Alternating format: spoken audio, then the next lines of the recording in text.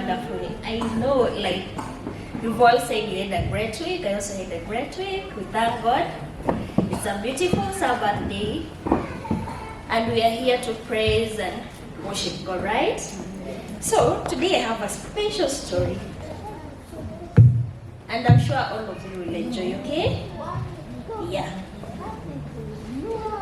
And the title of our stories comes from the bedtime stories. It's a very interesting book that how I wish like every child, every mommy, every auntie to get this for their kids, grandkids. It's a very interesting book that everyone will enjoy reading. And our title of the story is The Light on Their Faces. The light on their I'll ask questions after we finish. You better take in what I say, okay? So, if I may ask, what will you wish to be when you grow up?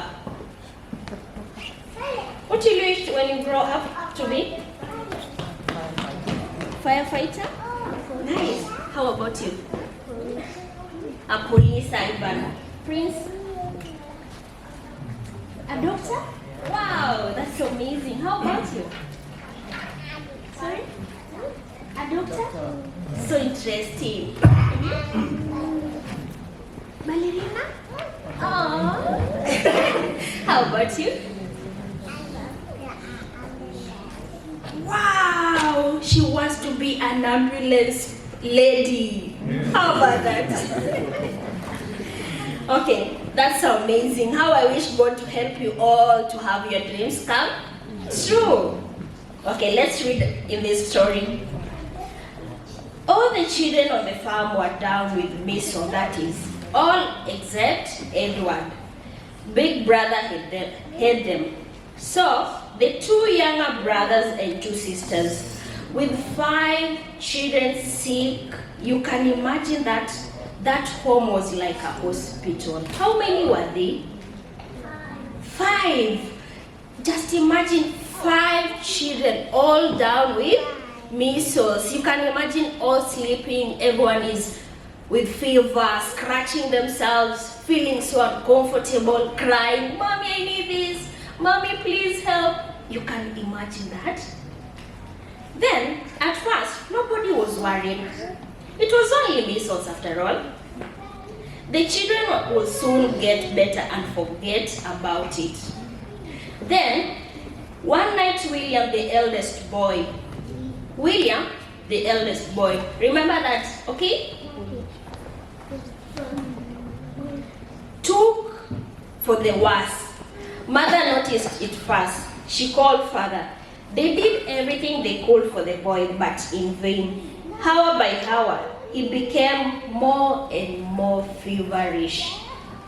He was very ill indeed. "We better call the doctor," the mother said. Oh, I think she was panicking at that moment. "I think so," said father. "I don't like the look of things at all." "Better hurry," mother urged. There was no telephone in the house in those days. Certainly, not only the isolated farm in Wisconsin in America. So father sent a messenger with a team of horses to get the doctor, praying that he will come late. He will not come late. That night wore on, but no one slept.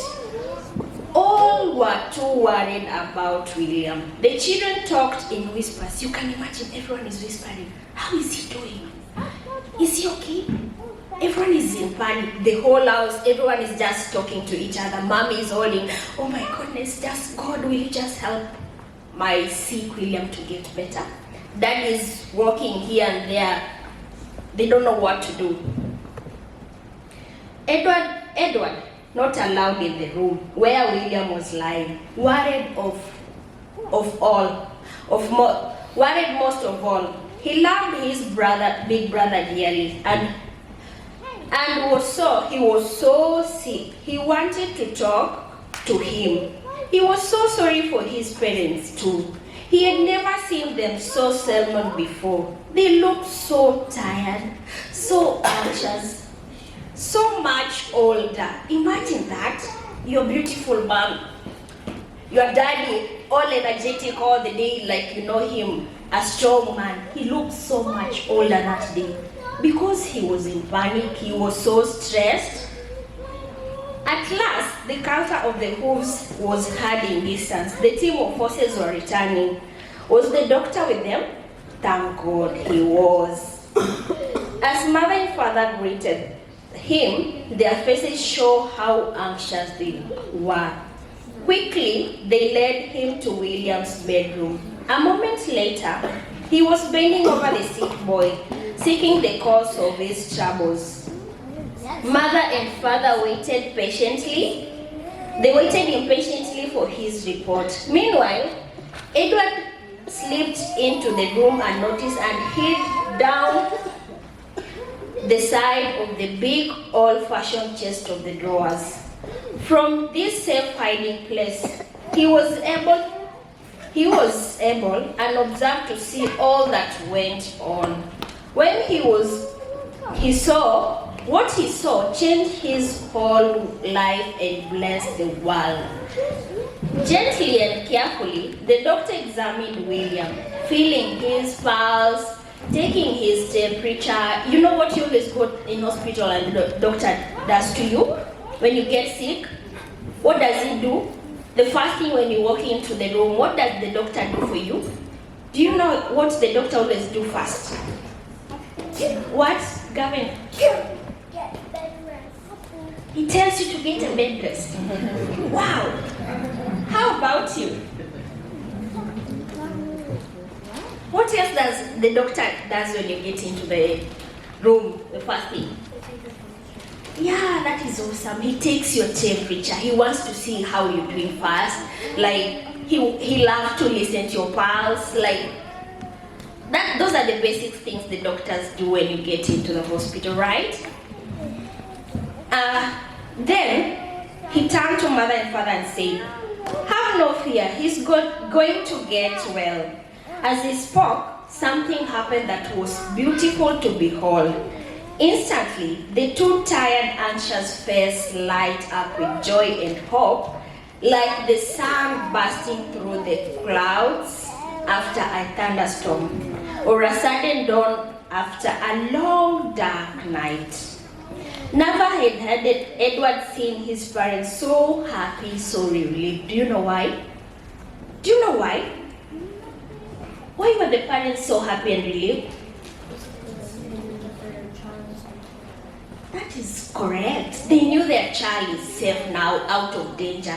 Now their old faces, like all the anxious gone and the fear gone, because the doctor just gave them something positive that we always wish to hear when we have our sick friends, parents, mom and friends, like everyone.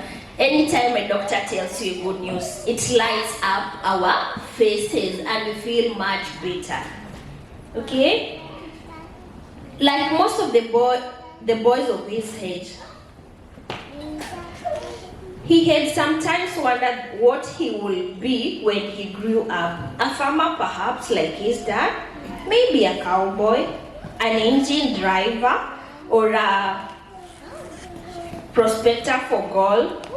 But not now. No, he would be a doctor, just like, who said he wanted to be a doctor here? Kimmy said he wanted to be a doctor. Yeah, and Edward too just wished to be a doctor too. From the look, from whatever he saw that day, he really wished to be a doctor. Not to make money. Do you know why? He never wanted to make money. As for us adults, I know most of us we chase money. That is right. Everyone is after money, good job, career. That's life. Anyway, is it right, parents? Everyone is after money, good career, you will wish to have good life. Yeah, that's true. But Edward was very different. Not to make money, not for any selfish reason, but only that he might relieve the pain and worry and bring light to people's face. That's all Edward wanted. How beautiful it is. Just to make people happy, just to make those anxious parents waiting at the waiting room to receive the good news from the doctors. That's all Edward wished for. Years passed by, but Edward never forgot the mission he had seen that night or the high purpose that he had then came into his heart. As a medical student, he passed through many hard times, but in his darkest hours, when tempted too high to give up the struggle, he remembered the light on their faces and kept on towards his goal. Definitely when we do things like there are challenges, definitely we face challenges whenever we have something like a mission, we have something we want to do. There will always be challenges. And one thing we have to carry with us, the goal, what we really want at the end of it all, our goal that we have set, the goal we have in mind, like it will always press us not to ever give up. Can we see Edward in the picture? He's now a doctor. He's now a big doctor. And he doesn't want money or anything. He just wants to make people feel happy, the worried faces to be at peace, like, you know, what he really wants to see in people.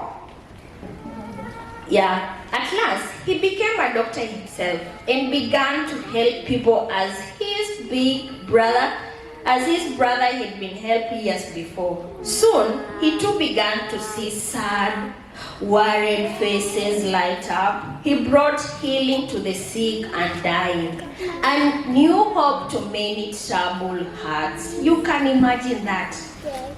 All you do is to bring hope to the worried heart and hope to the dying. You can imagine, like, all you can do as you grow up to be a big boy or a big girl, all you do, when people see you, they just feel, oh, see Anita the way she's, see that little girl with your head high walking. People will always admire you when you grow up, just bringing hope to those who are dying, like preaching out the word, the Lord's word. That's all. Maybe most of the people are looking after, like, all you can do is to make them feel better whenever they see you. They see Jesus in you, right? And I think that is something that is very admirable in today's life. All we can do is we pray to God for people to see us, they see Jesus in us, okay? In anything that we do, in whatever thing we say, as we always say, be watchful for what you say, for the Father above is doing what? Yeah, he's looking down unto you. So be very, very careful with what you do, okay, boys and girls? And then his dream came true, but he was not satisfied. He wanted to still help more people. He wanted to see yet more sad faces light up with joy and courage. So he began to study the cause of diseases and at last became the famous bacteriologist. Edward Carlo Rosnau, that was his name. Wow, you can imagine that? All you wish to be a big doctor, and that is your dream came true. And just when you're young, right? Like just today you said you wanted to be a doctor, and after some years that passes, like your dream come true. And you're now a big doctor in the whole world. What a feeling. Will you be happy like Edward? That God fulfilled his dreams and now he's a big doctor? Yeah, that is so marvelous. And we always look up, like that is, we look forward to be big people and our dreams come true. That is the joy of parents, that is the joy of mommy and daddies and grandma and anyone whenever we get our goals done, okay? Always on that happiest of men, Eden found his greatest happiness in helping others by making sick people well, give joy for sorrow, and bringing light out of darkness. Perhaps you've been wondering what you will like to be when you grow up. If you have, and if you would like to test life's greatest joy, make up your mind that you will devote yourself to serve for others, something that will help the needy, rise the fallen, and cheer the discouraged. How is that? That's so lovely. That all that you can do is to have a helping hand. Just help others in school, in church, at home, help mommy. Like, we have so many things to do as little people. Not only to be kind or anything. Always have that thing in mind, bear that thing in mind that you can also give joy to people, bring light out of darkness, speak positive words, speak kind words to others, and that will bring light on people's faces. They'll feel so happy when you say something nice, especially for those who really need, maybe they're sick, just word of encouragement, pray for them, tell them more how God loves them. That is, it matters a lot to them. Okay, boys and girls? Yeah. And perhaps you've been wondering what nothing is more truly satisfying than doing good to others, nor in any reward so great as bringing light to their faces. Do you like my story? What did you learn today from our sermon?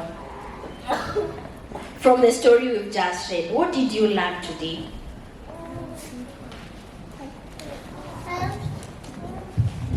Help one another. Nice. Who else?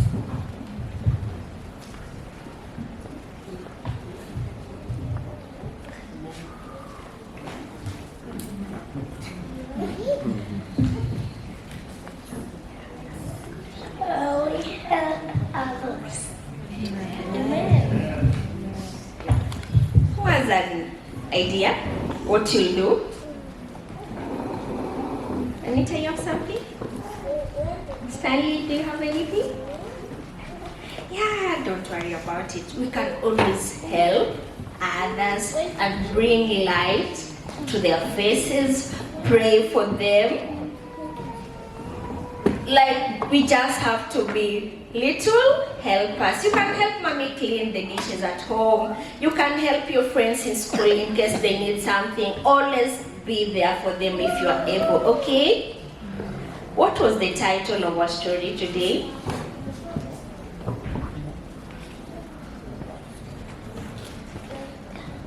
Who remember the title of our story today?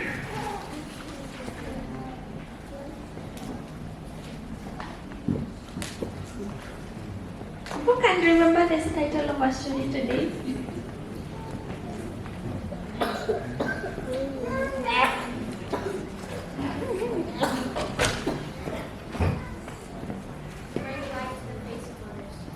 Yeah, you're almost there. You're almost there. I need the book cover. Yeah.